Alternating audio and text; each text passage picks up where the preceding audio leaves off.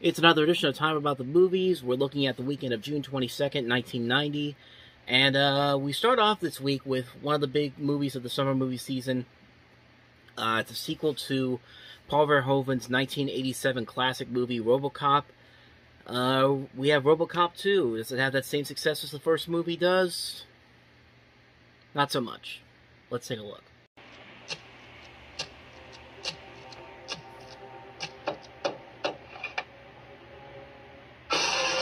About a year ago, we gave this city Robocop. Ready for duty, partner? Nothing I'd rather do. I think he's worked out pretty well. Have a seat. This is a bust. But things have become a little rougher out there.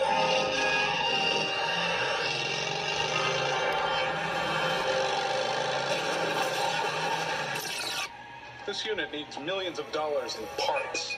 You see, Robocop's off warranty. He's one of mine. And I want him back on his feet. I believe that Murphy's case was unusual, but not unique. We can find someone else. Someone to whom the prospect might even be desirable. And now, we need a law enforcement unit capable of meeting the enemy on his own ground. She's screaming psychotic, sir. But we aren't planning to build a toy. I'm carrying enough firepower to get the job done. I got good news for you. You're going to have a chance for immortality. With great pleasure, I give you Robocop 2. Yes. Things will be a lot quieter with this boy around. That thing is a killer.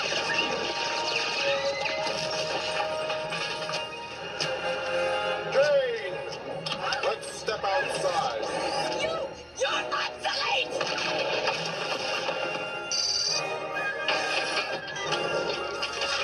Take it over, creep.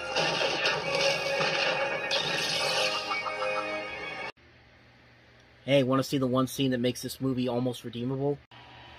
Can't shoot a kid, can you, fucker?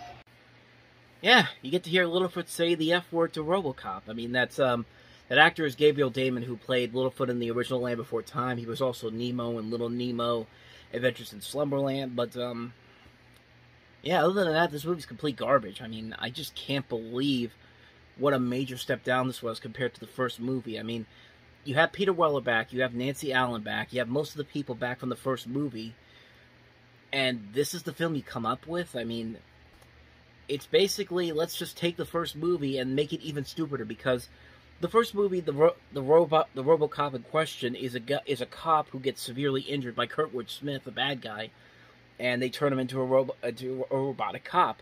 So how do they combat the crime that's rising in this movie?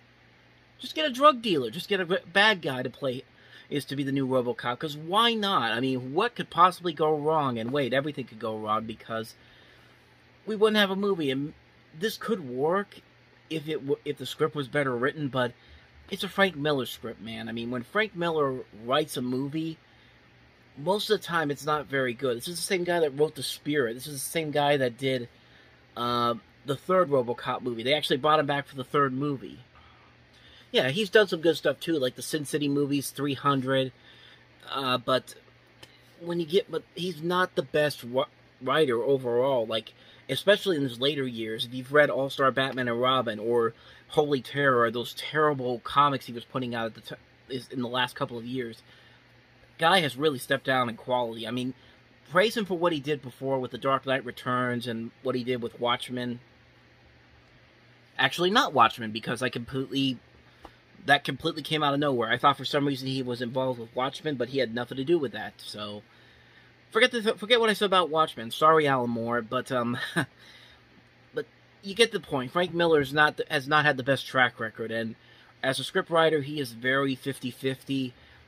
And this is not one of his better scripts he's written. And they have Irvin Kershner, who did The Empire Strikes Back. I feel like they did that because Empire Strikes Back was such a better movie than the first Star Wars movie.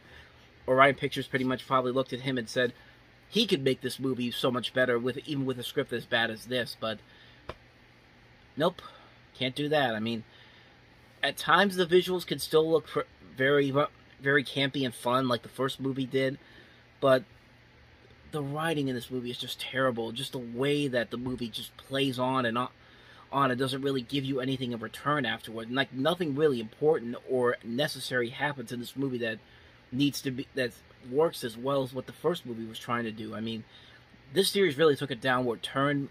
Most people would think that this would be the movie that would be kind of a wake-up call for the third one, but wait till we get to the third one, because holy crap, they really should have bet on that one, just to say. But so yeah, Robocop 2, it's not a very good movie. It's definitely a major step down from the first Robocop movie. So let's go ahead and move on to the next movie that came out this weekend, and that was Betsy's Wedding.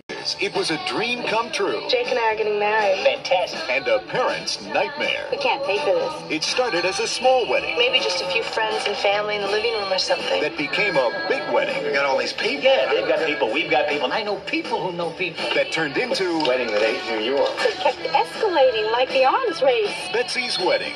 I'm gonna throw up all over the bridesmaids. Rated R. Yet another disappointment for this weekend. I mean, Alan Alda usually, when he writes and directs a movie, it's usually pretty good. I mean, he doesn't usually make bad directorial efforts. He may make a bad acting movie here and there, but you can always tell that he's putting his all into whatever movie he puts himself into. And this is one of those movies where I think his intentions were in the right place, but it just didn't pan out as well as I think they wanted it to. Even with a great cast that includes people like Madeline Kahn, Molly Ringwald, Ali Sheedy, Joe Pesci, Anthony LaPaglia, Catherine O'Hara, Burt Young, Joey Bishop, Dylan Walsh. This is a great cast, but the writing in here is just not very good. I mean, it's a movie that I feel like could have been a whole lot better than what they gave us, but it just doesn't work. And, you know, for Joe Pesci to be in this movie, and he was asked about the film later on, and he didn't even want to discuss it. Usually you get that with movies where more like action movies or something that had a big budget or something like that. You don't usually hear it with movies like this unless they're really bad. Like, you know,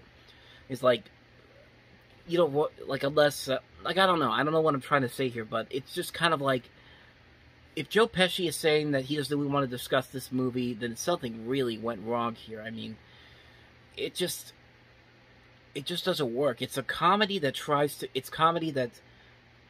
it could just be formulaic, and maybe it could have worked, but other than that, though, the script writing is just not that good. And supposedly this movie was based on the marriage of Alan's youngest daughter, and it just looks like it just ends up becoming like a third string Father of the Bride movie, honestly. I expect a lot better because Alan Alda, like I said, usually when he directs a movie, it's usually a lot better than this, but yeah, this movie didn't work very well. Betsy's Wedding came and went. Great cast, great director, great star. Just didn't work out in the end overall. So let's go ahead and move on to the last movie. It's May Fools.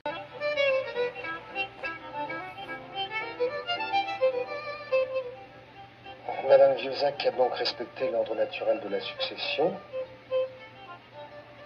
An unexpected death in the family brings all of the relatives together.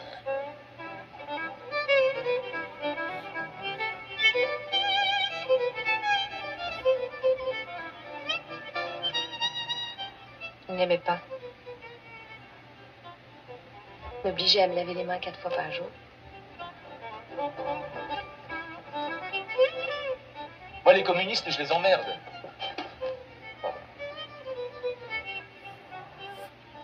Quand l'enterrement? Demain. Tout le monde est là.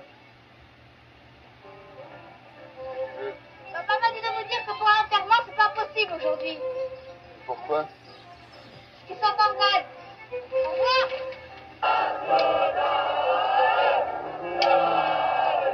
May Fools. From Louis Malle, the director of Atlantic City, and My Dinner with Andre, we have May Fools, which I haven't seen before, but you know, Louis Malle has been a pretty decent director in most of his career. Like, he also would later do Damage, which was a pretty good movie, and Vanya on 42nd Street, which is a pretty good movie.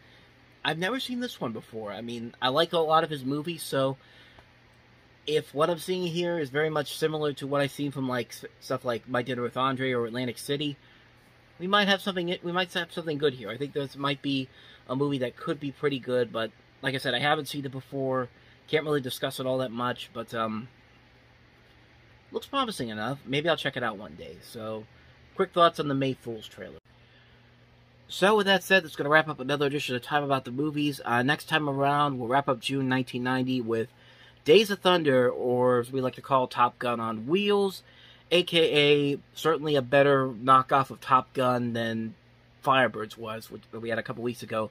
It's one of the worst movies of 1990 regardless, as is Ghost Dad with Bill Cosby, because this and Letter Part 6 will clearly be the biggest blemish of Bill Cosby's career, no matter what happens after this point.